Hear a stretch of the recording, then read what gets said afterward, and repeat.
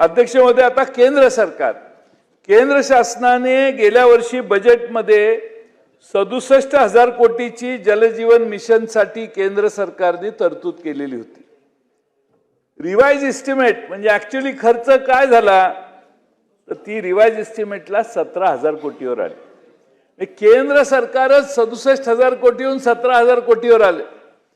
त्यामुळे अध्यक्ष महोदय, गुलाबराव पाटील साहेबांना तुम्ही स्वप्नात जरी उठून विचारलं, झोपेत जरी विचारलं किंवा स्वप्नात एंटर करून जरी त्यांच्या विचारलं गुलाबरावजी कसं चाललंय तर गुलाबरावजी म्हणतील काय बरं चाललेलं नाही, काय पैसेच नाही। मिशनची जलजीवन मिशनची कामं रखडलेली आहेत, कंत्राटदारांची बिलं थकलेली आहेत।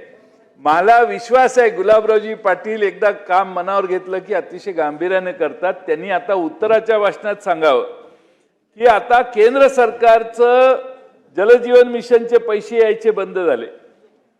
पहिल्यांदा भारतामध्ये असं होतंय की केंद्र सरकारने कमिटमेंट दिलेली योजना केंद्र सरकारने विड्रॉ केलेली। 52,000 योजना महाराष्ट्राने केंद्र सरकारच्या जीवावर हातात घेतल्या, त्यातल्या 25,000 साधारणपणे किंवा 26,000 योजना पूर्ण झाल्या।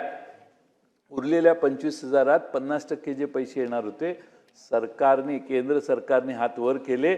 आता ह्या 50% उरलेले जे अपेक्षित आहेत त्यात आमच्या गुलाबराव पाटील साहेबांच्या खात्याला किती निधी अर्थमंत्र्यांनी दिला हा खरं म्हणजे पहिला प्रश्न आहे। किमान उद्याच्या बजेटमध्ये गुलाबरावजींना काटे काढून गुलाब हातात देतील मुख्यमंत्री महोदय, अशी अपेक्षा मी या ठिकाणी ठेवतो, कारण त्यांना फार टेन्शन मध्ये आहेत ते।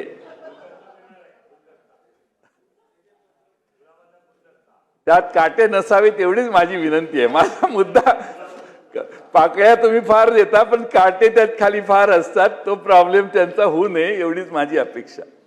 अध्यक्ष महोदय, केंद्र शासनाच्या मार्फत 24-25 मध्ये या योजनेवर 22,000 कोटी रुपये खर्च प्रत्यक्ष झाले।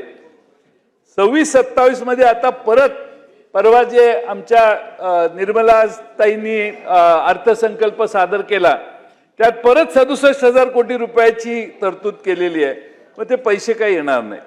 आणि म्हणून अध्यक्ष महोदय, महाराष्ट्रातल्या कंत्राटदारांची थकीत बिलं मिळणं प्रचंड संकटाचं झालेलं आहे। आत्महत्या वगैरे मागे विषय झालेत, मी त्याच्यावर बोलून वेळ घेत नाही। आणि म्हणून अध्यक्ष महोदय, आता राज्य सरकारला या गुलाबराव पाटील साहेबांच्या खात्याला पैसे जास्त वाढीव निधी दिला पाहिजे। मी आपल्या मार्फत माननीय मुख्यमंत्र्यांना विनंती करतो की उद्या अर्थसंकल्प जो ते मांडणार आहेत 6 तारखेला, अजूनही प्रिंटिंगला गेलं नसेल आणि गेलं असेल तर तेवढं पान बदलून गुलाबराव पाटील साहेबांच्या खात्याला महाराष्ट्रातल्या जलजीवन मिशनची उर्वरित कामं पूर्ण करण्यासाठी अधिकचा निधी द्यावा, एवढीच विनंती मी अध्यक्ष महोदय माननीय मुख्यमंत्र्यांना करेन। खरं म्हणजे हे डबल इंजिनचं सरकार आहे।